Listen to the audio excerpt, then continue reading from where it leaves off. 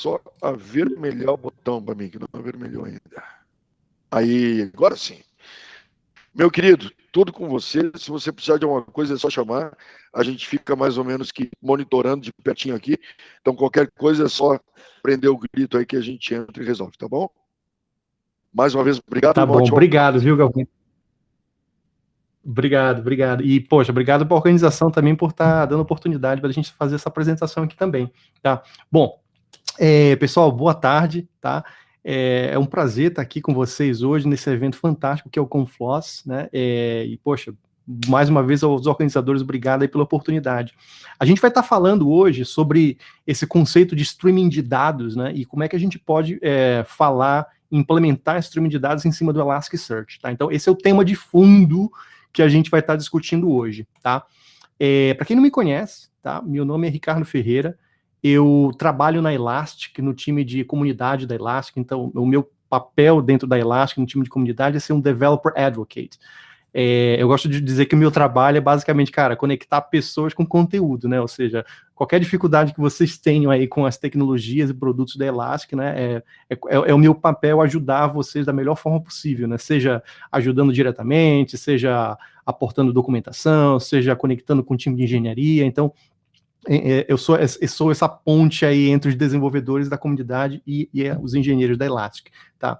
Eu também trabalho com outras comunidades, por exemplo, eu estou muito envolvido com a comunidade da HashiCorp, eu sou um dos embaixadores também oficiais da empresa, e antes da Elastic, para quem, algumas pessoas podem me conhecer do trabalho que eu fiz das outras empresas que eu trabalhei, né? Por exemplo, eu trabalhei os últimos 2 anos falando bastante sobre a parte Kafka, pelo fato de eu também estar trabalhando como Developer Advocate na Confluent, né, que é uma empresa que está por trás do Kafka, tá? Eu trouxe meus e-mails de contato aqui, tanto da Elastic quanto pessoal, então, pessoal, se vocês tiverem dúvida, alguma coisa que a gente discutiu aqui, ou alguma curiosidade em geral sobre Elastic, fiquem em contato para entrar em contato, fiquem à vontade para entrar em contato, tá? Pô, quem me conhece sabe que eu sou um livro aberto, então eu vou responder quase que imediatamente, tá? E para quem usa Twitter, vocês vão ver que aqui no lado no meu esquerdo, no direito de vocês, de todos os lados vai ter o meu handle do Twitter, então é outra forma de também entrar em contato, tá bom?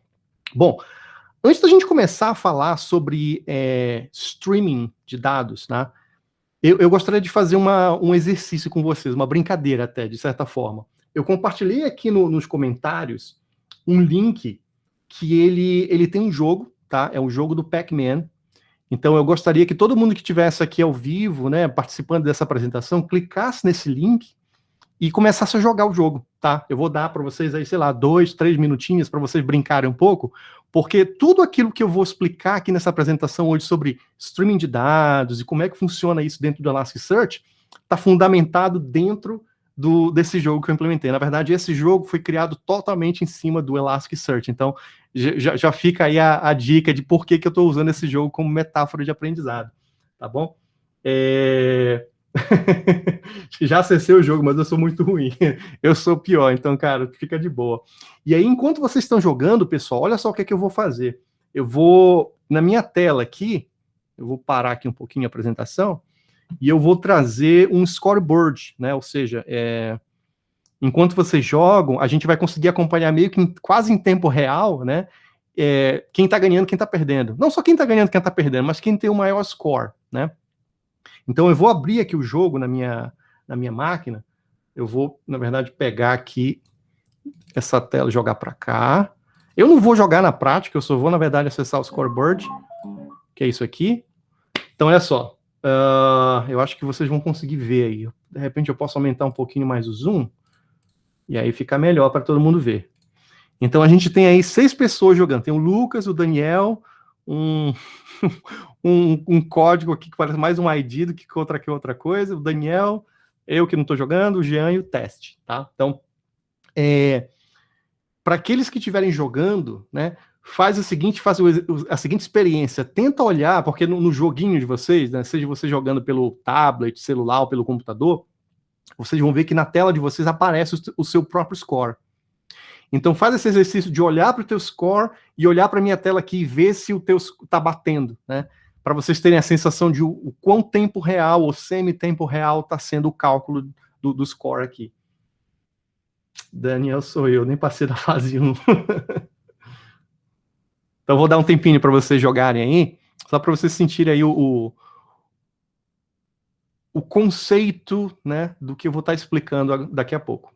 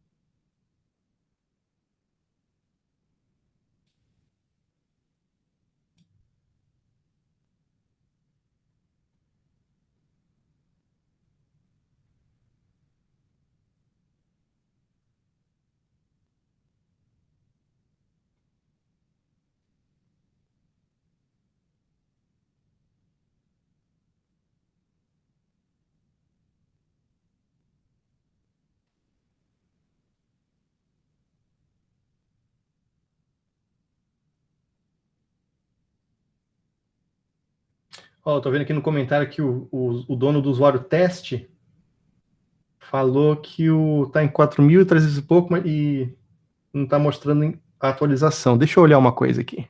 Isso é interessante. Mas você tá jogando agora porque ele só vai atualizar se o seu usuário estiver ativo, se estiver online. Tem isso também. Mas de qualquer forma, deixa eu olhar aqui nos bastidores do jogo.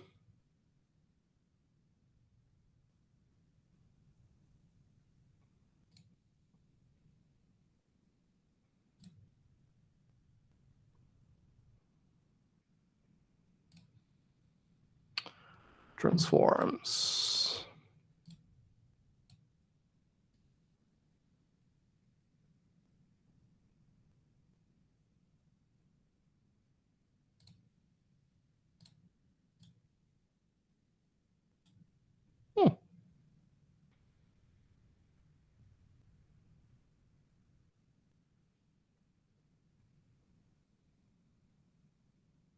Ok.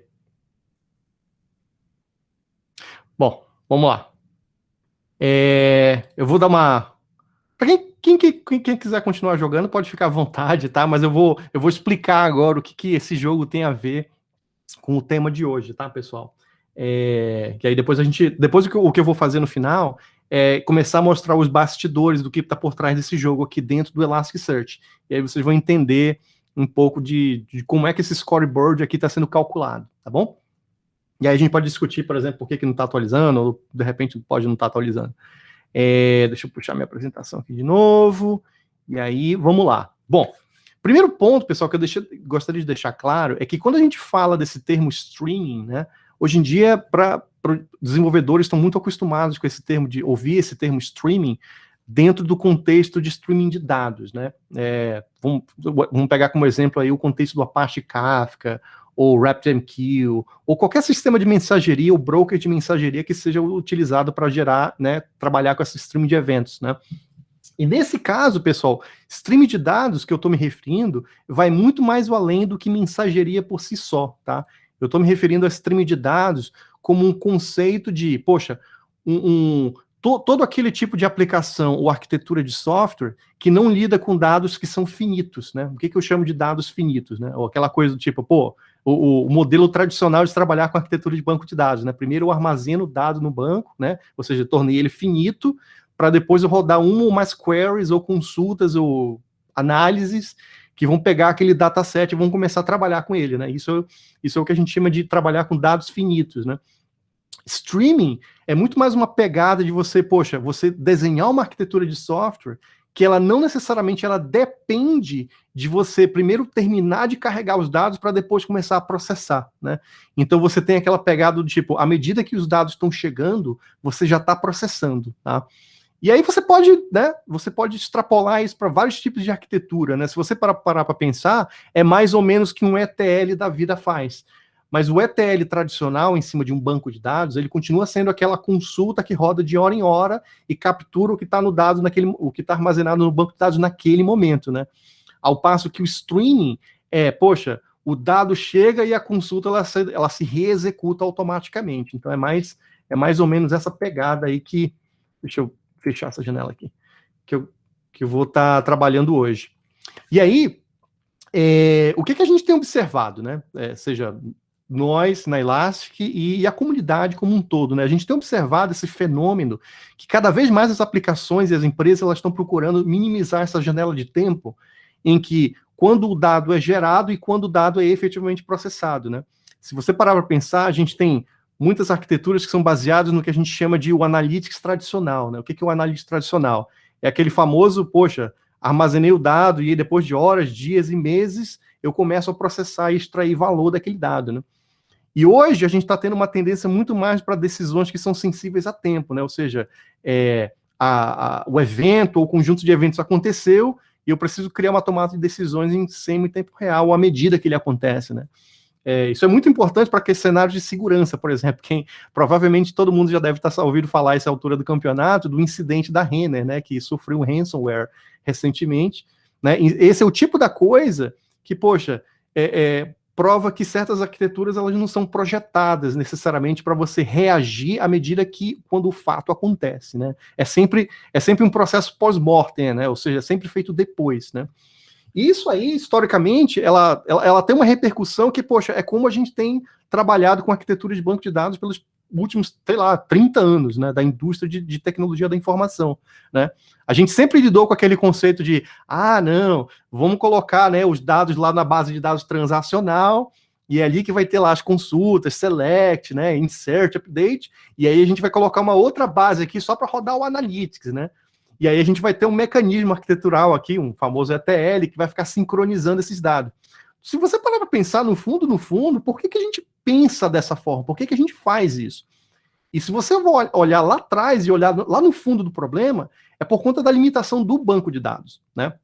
Em especial o banco de dados relacional, né? Porque a gente sempre ouviu, né, de todo mundo falando, não, né, rodar o workload de analytics em cima de uma base de dados que ela é transacional vai sentar o banco de dados. Então, qualquer solução, a gente quebrar ele em banco de dados transacional e banco de dados analytics, né? Ou transacional e data warehouse. Então, por conta desse paradigma, a gente meio que, vamos usar a palavra aqui, a gente cresceu, né, com essa mentalidade do tipo, poxa, não, vamos primeiro armazenar para depois processar. Mas, como eu falei anteriormente, a gente está, né, tendo uma demanda muito grande hoje em dia da necessidade de você reagir à medida que o dado é capturado e armazenado, né? Então, ou seja, é aquela coisa de trazer a janela de processamento para mais perto de quando o dado está capturado, tá? Então, se você olha aqui esse diagrama, essa aqui é a inversão de valores que a gente está falando. Antes, a gente primeiro armazenava o dado nesse conceito de tabela, né? Que é a forma como como a gente, até o nosso cérebro enxerga de como é que o dado é armazenado. Só que hoje a gente tem que lidar com estruturas, tanto de frameworks, como de algoritmos, quanto de estrutura de dados, que fazem com que o evento ele não seja mais essa versão estática da informação, e sim uma versão dinâmica, que acontece constantemente, e aí eu vou ter uma ou mais consultas que vão ficar analisando esses eventos à medida que eles estão chegando, tá? E eles vão fazer alguma coisa com isso, seja rodar um scoreboard, que nem o jogo do Pac-Man, ou de repente fazer a identificação de um cenário que pode ser uma potencial ameaça para o negócio, né? O famoso ransomware, no caso da Renner, né? Então, a gente está falando de geração de dados contínua e análise que ela é concorrente, né? Ou seja, no sentido de acontecer ao mesmo tempo da captura do dado, tá? E aí a gente começa a ter, né, a visão de, poxa, Ricardo, como é que a gente começa a arquitetar uma solução ou um software que ele é capaz, né, vamos voltar aqui o diagrama, que ele é capaz de se comportar dessa forma, né, ou seja, eu não mais penso em armazenamento para depois processamento, eu penso em armazenamento e processamento de forma concomitante, tá? E aí a arquitetura típica que é utilizada na indústria hoje em dia, né, se a gente for olhar hoje aqui o 2021, como é que as pessoas estão fazendo isso, a gente vai estar olhando para algumas camadas da arquitetura que elas têm esses... O nome pode não ser muito bem esse, mas se aproxima bastante, né? Por exemplo, a gente vai ter a figura da fonte de dados, né? é o dado bruto em si, que você está coletando para fins de armazenamento e processamento. Você vai ter um mecanismo arquitetural aqui conhecido como ingestor de streams, né? Ah, por que streams? Porque você está, né? O conceito de stream é algo que ele é unbounded, né? Ou seja, ele não é finito, né? É isso que é o conceito de stream, né? Ou seja, ele é algo que, poxa, os bits estão chegando a todo momento e você nunca tem aquele negócio, acabei. Não existe esse milestone aí de acabei, né?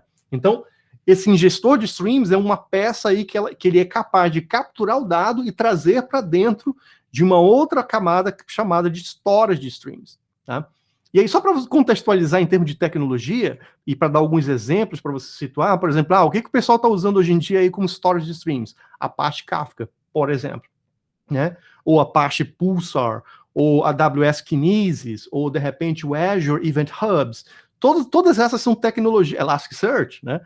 Todas essas são tecnologias que são capazes, né, de tratar, né, aquele dataset como um stream, não mais simplesmente como um dataset tabelão tradicional, e consegue rodar esse processamento à medida que o stream está acontecendo, né?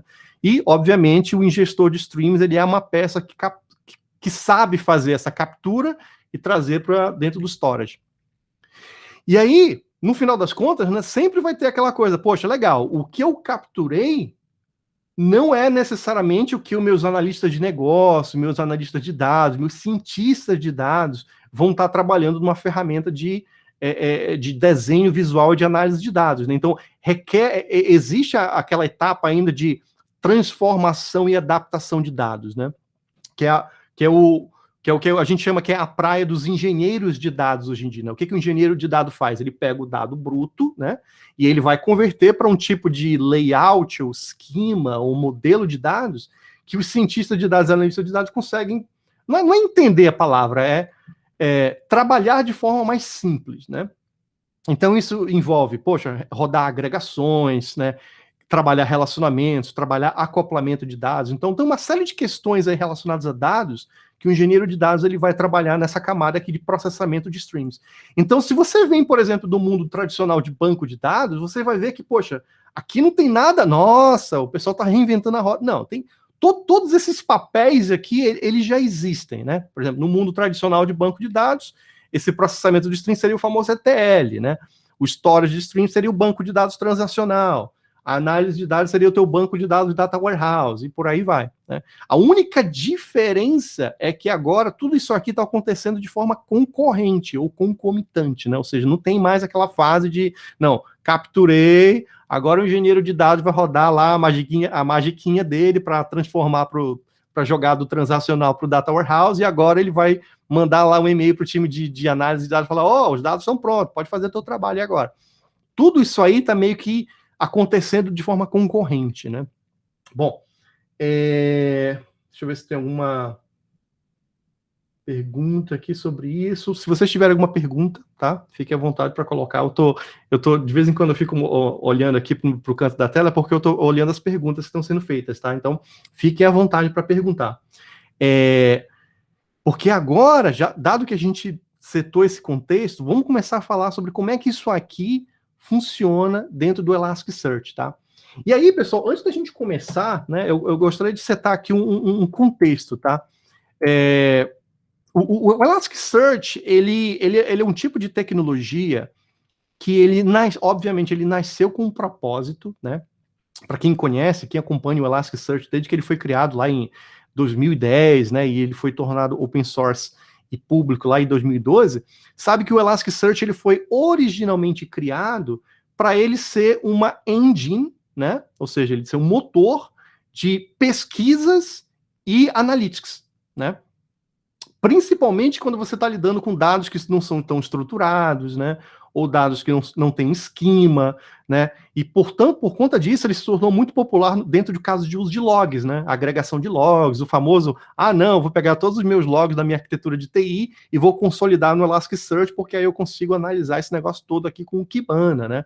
O famoso Elastic Stack, né? Que a gente chama, né? Eu vou ingerir com o Logstash, vou gravar no Elasticsearch e usar o Kibana para analisar. E, cara, esse caso de uso continua sendo, né, bastante utilizado e popular até hoje. A única diferença, e é mais ou menos isso que eu gostaria de ressaltar, é que, com o passar do tempo, né, a gente está falando de quase 10 anos, o Elasticsearch, ele meio que foi mudando a pegada dele de como é que ele, primeiro, como é que ele lida com grandes volumes de dados, a gente vai discutir sobre isso aqui daqui a pouco. Segundo, como é que ele trabalha com esse mecanismo de streams, porque a gente começou dentro da Elastic, a gente começou a ver essa necessidade constante dos clientes falando, poxa, cara, a gente está com uma pilha de dados aqui que está vindo do nosso Kafka corporativo, e a gente está querendo analisar esse volume de dados aqui com o Kibana, da mesma forma que a gente fazia com o log antigamente, só que a gente está pegando agora dados que são dados de negócio, dados de telemetria, evento de cloud. Então, o Elasticsearch, ele precisou meio que se reformular no que tange, poxa, como é que ele enxerga dados, tá? Então, sim, ele continua sendo um banco de dados. A gente chama que o Elasticsearch, de qualquer forma, ele é um banco de dados NoSQL, né? Se você parar para pensar. Cujo propósito é Search e Analytics, né? Mas ele continua tendo essa pegada, só que hoje ele tem uns suportes para esse tipo de arquitetura de streaming, que tá se tornando muito popular hoje em dia, né? Dois casos de uso muito importantes que meio que impulsionaram o Elasticsearch a meio que se reinventar dessa forma foram observabilidade.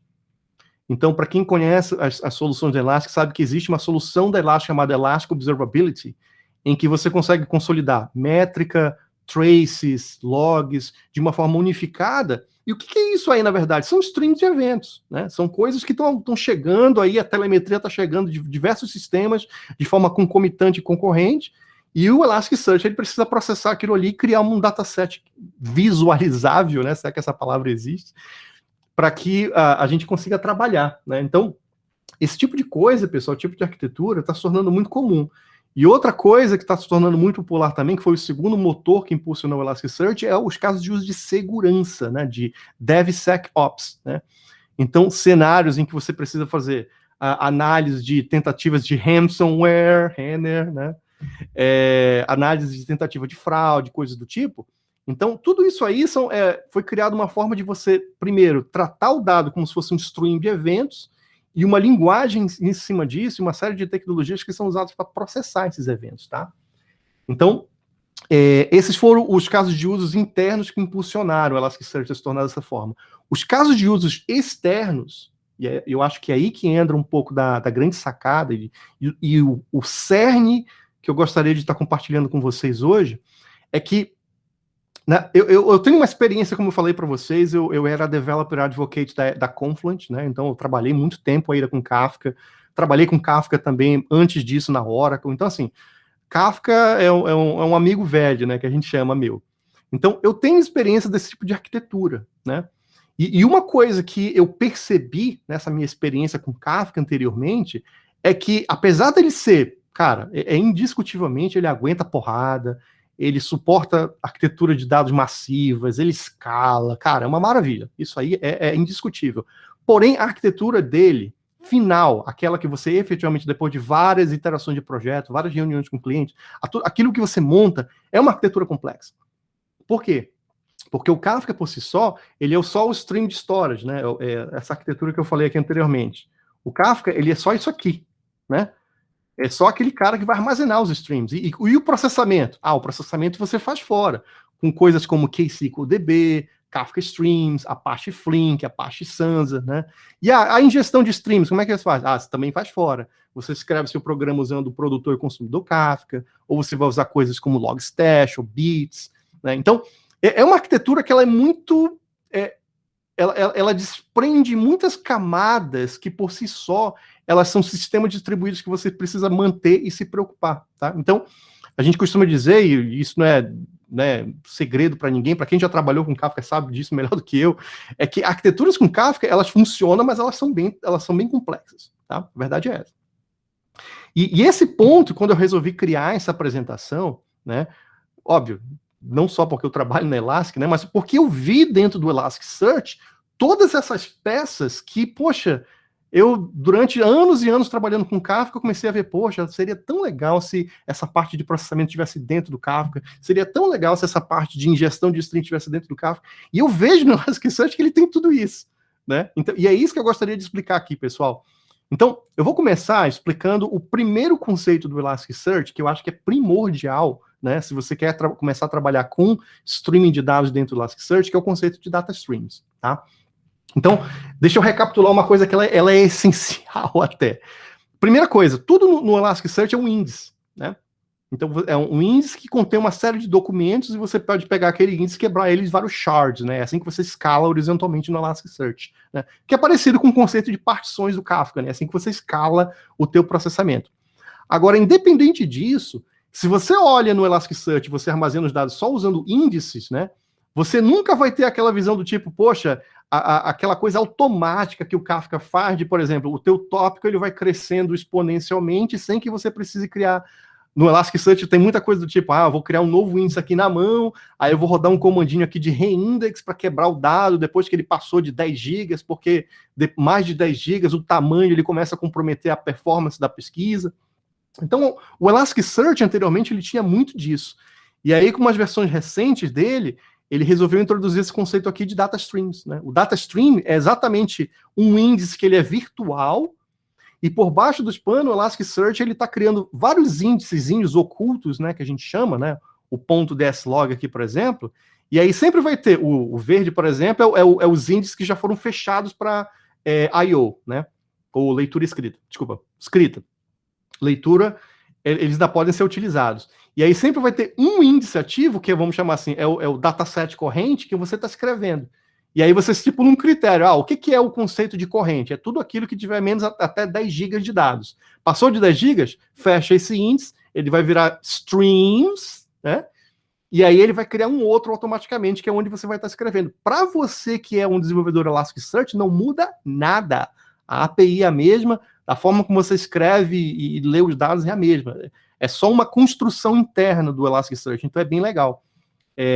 Nesse link aqui embaixo, tem a documentação que fala mais sobre o data streams.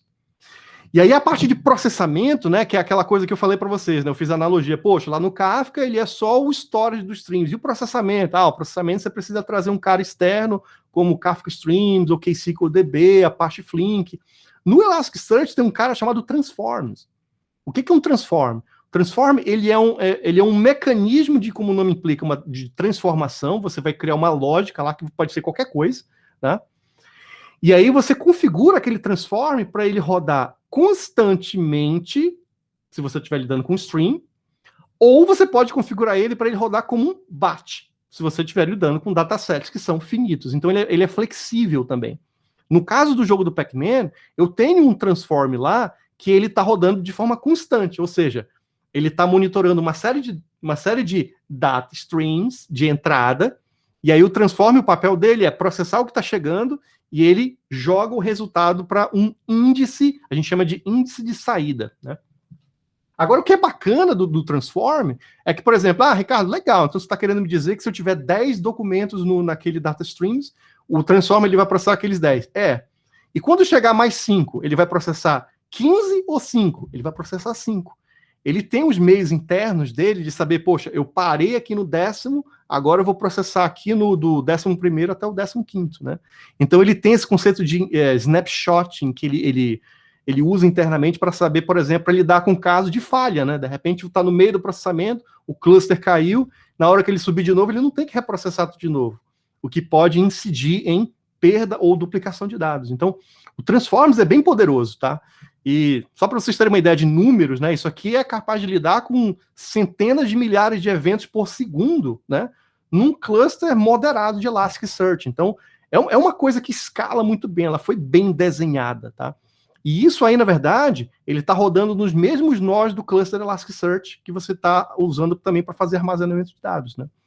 Isso é interessante, porque dado o que eu vou falar agora na sequência, você pode claramente no seu cluster Elasticsearch separar o conjunto de nós que são para processamento e o conjunto de nós que são para storage. Então, dá para fazer essa divisão de forma muito bem clara, tá?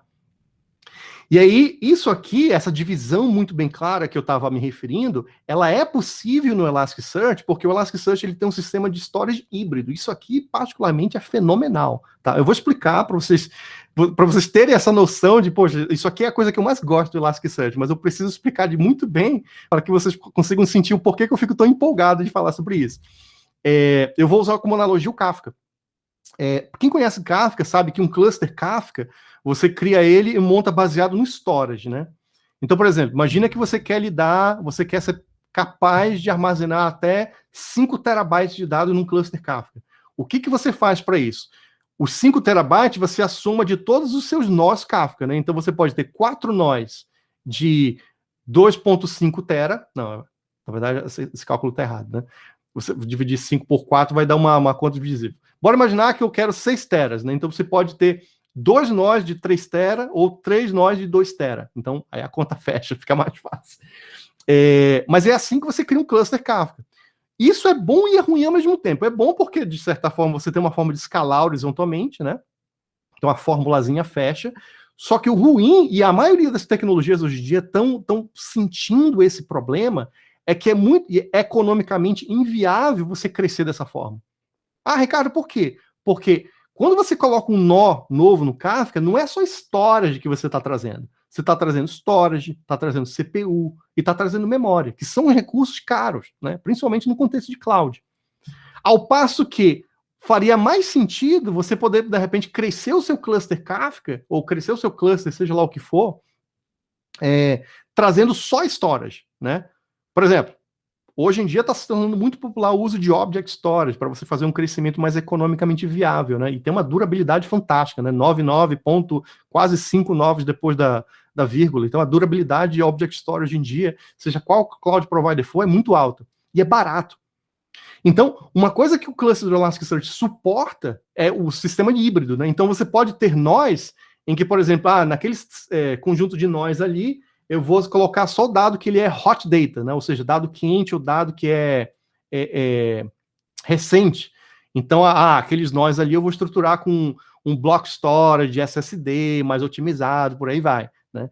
Aí, de repente, eu posso ter um conjunto de nós do mesmo cluster, tá? Que eles são cold storage, né? O cold storage, para todas aquelas consultas que rodar no Elasticsearch ou streams, que eles forem de, sei lá, de 3 meses ou 6 meses para trás, aquilo é considerado cold storage, né? Então, eu posso usar disco magnético, né? Aquele famoso disco rotacional, né? Que é mais barato, é um tipo de block storage que é mais barato do que o SSD, né? Ricardo, poxa, de repente, se eu quisesse armazenar anos de dados no Elasticsearch, e eu não quero usar block storage, porque block storage é caro, né? Cara, você pode usar Object Store. Então, você pode ter o que a gente chama no Elasticsearch de camada Frozen Tier, né? O Frozen Tier, eu vou falar um pouco mais na frente sobre ele, mas é uma forma de você substituir o storage do Elasticsearch para rodar um Object Storage, né? E o mais bacana é que, de novo, para você que é programador Elasticsearch, a consulta, a API, a forma como você usa para interagir com o Elasticsearch é a mesma, não muda. A Elastic, ela absorveu essa complexidade, trouxe para o Elasticsearch, para que fique transparente para você, só que o cluster consiga resolver esse meio de campo, né? Então, na prática, o que eu estou falando? Que você pode ter um Elasticsearch que, por exemplo, armazena 20% dos teus dados em disco SSD, que é os dados HOTS, né? Vamos falar, tudo aquilo que são 3 meses, né? E passou de 3 meses, aquilo ali vai para um Object Storage, né? Que é mais barato, que é fácil de escalar e, cara, tem uma durabilidade fantástica, né?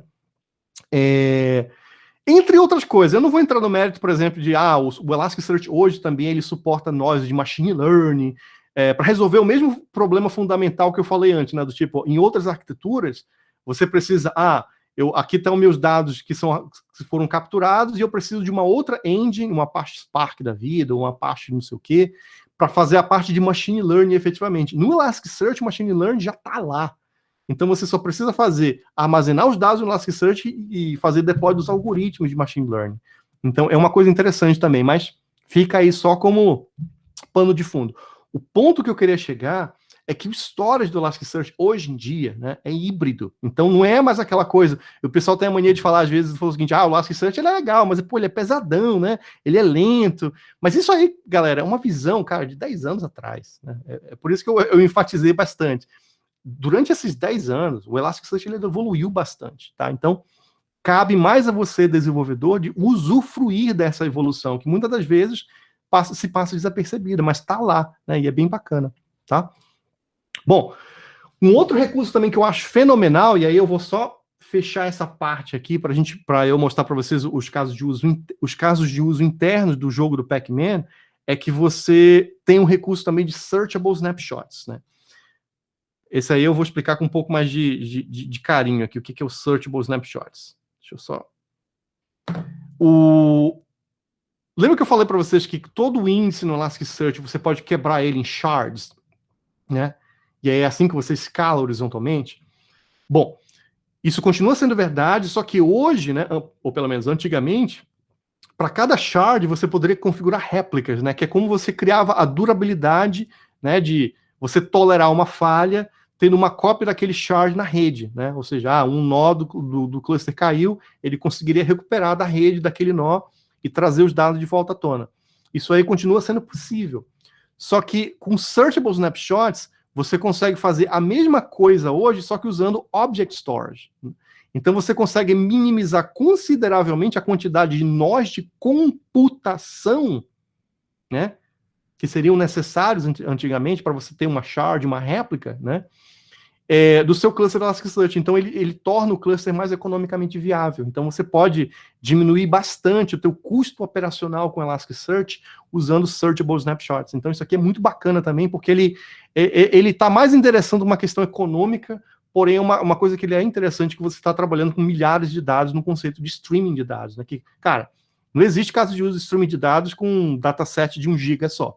Isso aí pode ser verdade no seu Hello World que você faz na sua máquina, mas um caso de uso de streaming de dados, cara, você está esperando uma enxurrada de informações aí, e storage, ele vira um problema muito rápido, né? É por isso que eu estou enfatizando bastante essas questões de storage e escalabilidade do Elasticsearch, porque na minha experiência, e para quem trabalha também com esse mundo de streaming de dados, cara, é muito rápido você começar a ver, até mesmo dentro do mundo Kafka, você começar a ver, poxa, o negócio está começando a ficar lento aqui, não tem nem 10 dias que a gente começou esse projeto aqui, storage começa a pegar, a virar um gargalo da arquitetura. Bom, deixa eu dar uma pausa rápida aqui, eu quero só perguntar se o pessoal tem alguma dúvida aí, e... Tá, acho que tem aqui, peraí. Não, acho que os comentários que tem aqui é sobre o jogo, pelo que eu estou entendendo aqui, que eu estou acompanhando aqui no raciocínio. Então não tem nenhuma dúvida por enquanto. O que é bom ou ruim, né? Significa que ninguém está entendendo nada. Mas eu espero que não. Bom, deixa eu fazer o seguinte então, pessoal. Eu vou explicar para vocês como é que eu criei esse jogo do Elasticsearch. E antes que eu me esqueça, essa é uma parte que eu sempre esqueço de comentar. Esse jogo, tá? Que eu fiz deploy no Google Cloud para vocês jogarem, mas todo o código dele, toda a montagem dele, tá, eu coloquei no meu GitHub, tá? Eu vou até inclusive pegar aqui o link, já aproveitar e colocar aqui nos comentários. Então, se vocês quiserem fazer o deploy de vocês desse jogo, cara, é muito simples. É basicamente o que você precisa ter uma conta no Elastic Cloud, que é onde vai ser criado o cluster do Elasticsearch, e você usar alguma credencial. O jogo tem 3 versões. Você pode fazer o deploy na AWS, no Azure ou no Google Cloud. Então, para fazer o deploy, você vai dizer lá um parâmetrozinho qual é o cloud provider, e é AWS. Então, se é AWS, você vai precisar colocar suas credenciais da AWS, para ele fazer internamente coisas do tipo, eu vou criar um bucket no S3 lá na AWS, vou fazer upload do código-fonte lá dentro, coisas do tipo, tá? Ele basicamente cria um bucket, e eu acho que do Cloud Provider ele usa só isso. É isso, e o resto é Elastic Cloud, que é onde vai rodar o Elasticsearch, beleza? E todo o código, ele é feito em cima de Terraform. Então, também para quem está precisando aí de um exemplo de como é que trabalha com Elasticsearch com Terraform, o código-fonte está tudo lá, tá? E qualquer coisa que vocês precisarem, manda e-mail para mim ou Twitter, eu explico o código e até trabalho junto com você para ajudar a fazer o deploy, beleza? Bom, primeira coisa, tá? Deixa eu só... Eu acho que para ficar mais fácil de ver aqui a fonte, deixa eu trocar a cor aqui do negócio, porque eu sei que quando eu uso esse... o tema dark aqui do Visual Studio Code, ele não fica muito legal de ver, não. Deixa eu só ver qual que é o tema que eu usava. Que ele é light. Caramba, sumiu o tema que eu estava usando aqui? É a impressão minha. Rapaz, eu perdi o termo que eu estava usando, né? Mas enfim, eu acho que é esse aqui, quite. Deve ser. Bom, bem pequena a letra também. Bom, bom, bom. E se eu fizer isso aqui, ó, me fala aí se melhora ou piora. Parece que ele aquela consulta de oftalmologista, né? Agora melhor ou pior, né? Aí ele vai trocando lá a lente, aí fica melhor ou pior. 20/20 agora. Então, deixa eu fazer o seguinte: ao invés de aumentar aqui com o zoom, eu vou aumentar aqui 2, 3. Acho que fica melhor aqui para todo mundo ver. Eu vou tirar o terminal, que a gente ganha espaço. Bom, todo o jogo, pessoal, isso aqui é o código-fonte do negócio, tá? Se você fizer o clone lá do código do GitHub, é isso que você vai ter, tá? Todo o jogo, por si só, ele vai estar dentro dessa pasta aqui, Content. O jogo nada mais é do que uma série de HTML, JavaScript, CSS e figura, né? É isso, o jogo, tá? Não tem muito mistério. A única diferença que você vai ver é que aqui na pasta JavaScript, em especial nesse arquivo aqui chamado shared, tá? Vou aumentar aqui. Vai ter, onde está todo o código do jogo, né? Então é onde você vai ver, por exemplo, assim, toda vez que o bonequinho lá do Pac-Man ele come uma bolinha, ele tá, na verdade, ele tá disparando esse evento aqui, ó, write event. Aí ele vai ter esse JSON aqui que ele recebe como parâmetro, e olha o que ele está fazendo aqui na prática. Ele está fazendo um post HTTP lá para o Elasticsearch, né? Para o endpoint lá que o Terraform, na hora que você está fazendo o deploy, o Terraform ele vai lá e ele troca esse endpoint aqui. Então, cara, durante o deploy é que essas substituições elas são feitas. Mas o ponto é, toda vez que ele guarda, ele está chamando, né, esse data index e está guardando os dados. Deixa eu mostrar para vocês o que é esse data stream, né? Porque na prática, cadê? Aqui. Deixa eu abrir aqui o console do Elastic Cloud de novo. E eu vou fechar aqui meu e-mail também. Com flaws, esse aqui é o meu deployment. Deixa eu abrir aqui o Kibana dele. E eu vou também, seguindo a dica do nosso amigo lá, eu vou aumentar aqui a fonte para ficar mais fácil de ver.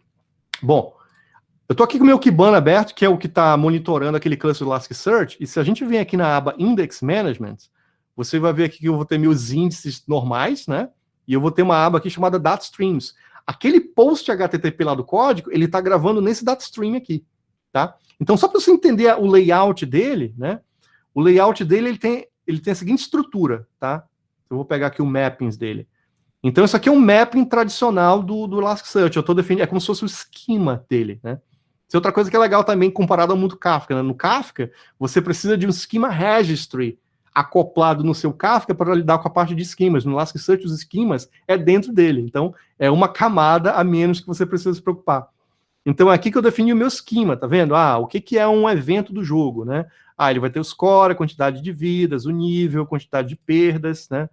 O dataset do runtime, por aí vai. Agora, o que é legal do data stream é que, junto com ele, eu vou voltar aqui, ó, eu associei esse data stream uma política o que a gente chama de política de life cycle. Né? O que é isso na prática?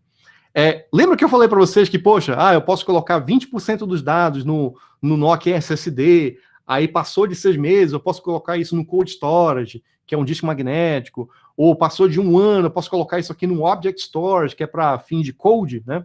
Isso aqui a gente resolve no Elasticsearch com uma política, tá? Essa aqui é a política que eu utilizei. Vou clicar aqui nela.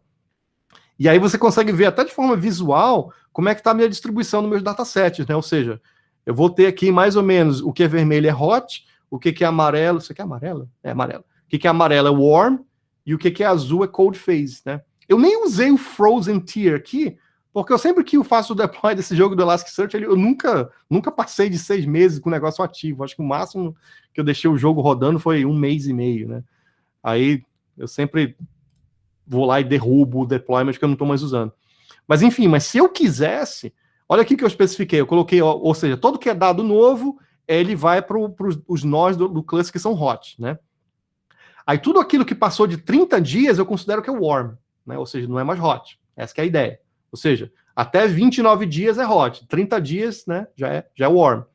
E aí passou de 3 meses, né, que é 90 dias, eu considero que é cold, né? Então, repara que o cold, ele tá jogando isso aqui pro searchable snapshot, que é aquela parte do tipo, legal, ele já todos aqueles dados, eles vão para um conjunto de nós do cluster do Elasticsearch, que eles não necessariamente eles têm um conjunto de compute e de CPU e de memória que é tão parrudo como os outros nós, né? Então você já consegue minimizar a sua infraestrutura, porque aqui o dado code é aquele famoso, cara, se eu rodar uma consulta e ele de repente não encontrar tão rápido assim, não tem problema, né? É o tipo da consulta que ele pode demorar mais. Agora, se eu fizer uma consulta que é baseada, por exemplo, eu estou pegando o extrato das últimas 2 semanas do meu extrato bancário. Cara, isso aqui tem que ser hot, né? Porque tem que ser rápido. Agora, consulta, rodou lá uma consulta, então, em termos de tempo, né? Isso aqui é uma consulta que tem que retornar em milissegundos, né? Eu vou pegar os últimos 3 anos do meu histórico. E, de repente, esses dados estão lá do conjunto de nós que são code, cara, de milissegundos, se você demorar 2, 3 segundos, né? Ou seja, nem é tanta coisa assim a olho humano, mas em termos de infraestrutura isso é muita coisa, porque você não necessariamente precisa de um nó de computação tão parrudo, né? Então, isso aí, pessoal, te ajuda a fazer... resolve 2 problemas, na minha opinião. Primeiro, pegando lá o gancho do que eu expliquei anteriormente do Kafka, você faz uma simplificação drástica da sua arquitetura, o footprint da sua arquitetura de runtime, né? Porque, como eu falei, lá no caso do Kafka, funciona com uma maravilha, mas tem um monte de sistema distribuídozinho que você tem que ter, Schema Registry, Kafka Connect, KCDB, um monte de mini clusters coligados que você tem que manter, né? Aqui é um só, é o cluster do Elasticsearch, né? Então, resolve essa parte. Outra parte que resolve também é a simplificação do storage, né? Você consegue crescer de forma mais econômica. Então, é isso que torna uma arquitetura de streaming de dados em cima do Elasticsearch, né? Como eu usei no título da apresentação, não só possível, mas incrível, porque, cara, se você parar para pensar hoje, a gente como tecnologista, a gente como desenvolvedor, a gente como arquiteto de software, esses são os 2 grandes problemas fundamentais que a gente passa o dia resolvendo, né? Como é que a gente simplifica as coisas e como é que a gente entrega o mesmo resultado ao menor custo, né? Então, cara, tá aí. Se você tiver que um dia lidar com streaming de dados, considere o Elasticsearch também como uma possibilidade. Óbvio que eu não estou dizendo que, o Elasticsearch então é melhor do que o Kafka? Não, não é melhor do que o Kafka, né? Mas é tão bom quanto.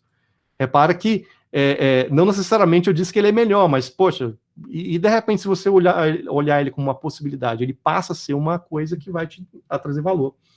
Tem uma pergunta aqui, esses dias, é sempre com base no dia de hoje, ou ele pode ser com base no último registro que entrou? Esses dias é sempre com base no dia de hoje? Exatamente. Na verdade, assim, é com base... Todo stream, tá? Ele tem que ter, é obrigatório até, eu passei rápido e acabei não explicando isso, perdão. Todo stream, obrigatoriamente, ele tem que ter um campo, que é o que a gente chama de campo temporal, tá? O que é o campo temporal? Não é isso aqui? Deixa eu voltar. Eu tenho que mostrar o mapping. O campo temporal é aquele campo que vai definir a idade daquele evento. Então, no meu esquema aqui, não sei se você percebeu, eu tenho aqui, cadê ele? Input. Tá aqui, ó. Tô ficando cego, gente. Tô ficando ceguinho. Bom, eu tenho esse campo aqui que eu chamei de @timestamp, tá vendo? Esse aqui é o meu campo temporal. Então, é com base na data e na precisão desse timestamp aí, que ele determina, virou o dia. Por que isso é importante, pessoal? Porque existem 2 conceitos, no mundo de streaming, existem 2 conceitos de tempo, né? Existe o tempo de quando o dado foi capturado, eu posso ter capturado um dado, de repente, dos meus sensores da minha máquina, 2 dias atrás. Foi quando eu capturei aqueles dados. Então, aqueles dados, eles têm uma idade, né? Eles são de 2 dias atrás. Mas quando eu efetivamente fiz a ingestão dele dentro do Elasticsearch, foi hoje, né? Então, qual que é a idade que você vai considerar? Seja lá o que você vai escrever aqui, tá? Nesse campo que a gente chama de campo temporal. No meu caso, só respondendo a sua pergunta aqui, no meu caso, a hora que eu... Deixa eu voltar aqui para o código. O tempo que eu estou usando é o tempo que essa função aqui é executada, tá? E só para você ter uma ideia de quando esse evento ele é executado toda vez que o Pac-Man se move, tá? Então, cara, é tão rápido que você não está nem vendo, né? Mas eu diria aí que tem uma precisão de, sei lá, de 5 milissegundos no máximo. É quando ele vai calcular a idade desse evento. Então, Se ele se movimentou 3 bolinhas para frente, você pode ver que são 3 eventos diferentes, cada um separado por uma diferença aí de 5 milissegundos cada um, tá? Mas enfim, é com base no dado temporal. E aí que ele faz esse cálculo aí do, poxa, 3 meses atrás, 2 meses, e por aí vai. Ele usa isso como critério. Ok? Outra coisa, eu falei para vocês que, poxa, legal, tem a parte dos transforms também, né? Que, poxa, tudo isso aqui é o data stream, né? O data stream é o que eu estou capturando e armazenando, é o storage do stream, né? Agora, como é que eu transformo aquilo ali, isso aqui que vocês estão vendo, né? O scoreboard, isso aqui não é o meu stream, tá? Isso aqui é um outro índice no Elasticsearch, tá? Que eu chamei, eu até esqueci como é que eu chamei ele. Eu chamei ele de Pac-Man Scoreboard, tá vendo aqui, ó?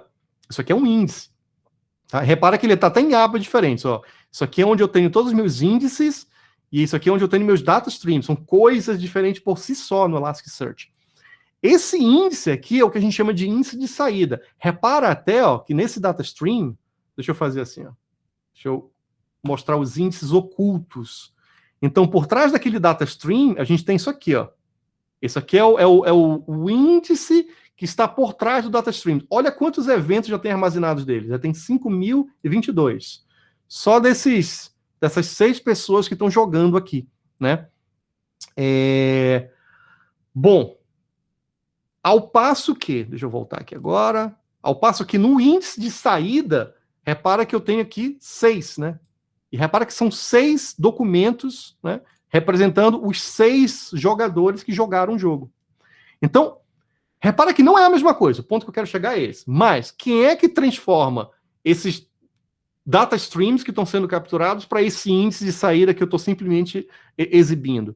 E aí eu tenho esse camarada aqui chamado Transform, tá? O Transform, como eu falei para vocês, ele é um componente do Elasticsearch que você cria. Você diz para ele qual que é o processamento que você quer que ele execute. Ele é uma consulta, uma agregação, é um join. Cara, você pode usar todas as construções possíveis do Elasticsearch numa transformação. A única coisa que você tem que dizer para ele também é qual que é o modo. Como eu falei para vocês, ele pode rodar em modo batch ou modo contínuo. Aqui ele está rodando em modo contínuo. O que é modo contínuo? Ele vai, na verdade, cara, ele nunca para. Ou seja, mesmo que não esteja acontecendo nada, ele está lá rodando, só esperando um evento chegar. E aí, quando o evento chegar, o que ele vai fazer? Ele vai executar isso aqui, ó. Tá vendo? Os checkpoints que ele calcula, ele vai executar isso aqui, ó. Frequência a cada 1 segundo. Cadê minhas consultas? Tá aqui, ó. Então, eu criei essa agregação aqui, ó, que eu tô fazendo. Eu tô fazendo um group by por usuário, tá vendo? Eu tô pegando aqui o meu campo usuário, e é isso que eu tô usando como o meu pivô, né? Ou seja, a minha dimensão, né, para quem vem de BI. E aí, na verdade, a minha tabela fato, né, é o meu pivô. E aí eu estou rodando as seguintes agregações. Eu estou rodando aqui, estou calculando um max do score por usuário, eu estou rodando um max do nível por usuário, e eu estou rodando aqui uma somatória de todas as perdas por usuário. Então, para aquela tabela fato, que é o usuário, eu estou criando essas dimensões aí. Então, é isso que você está vendo aqui, ó. Então, isso aqui, ó, o score, ele é o resultado de um sum. Isso aqui é o resultado de um sum. Desculpa, na verdade, isso aqui é um max. Desculpa. O level é o max e o losses é o resultado de uma somatória, tá? Então, beleza, 5 minutos aí, já vi aqui. Na verdade, como isso foi há 2 minutos atrás, então a gente só tem 3 minutos.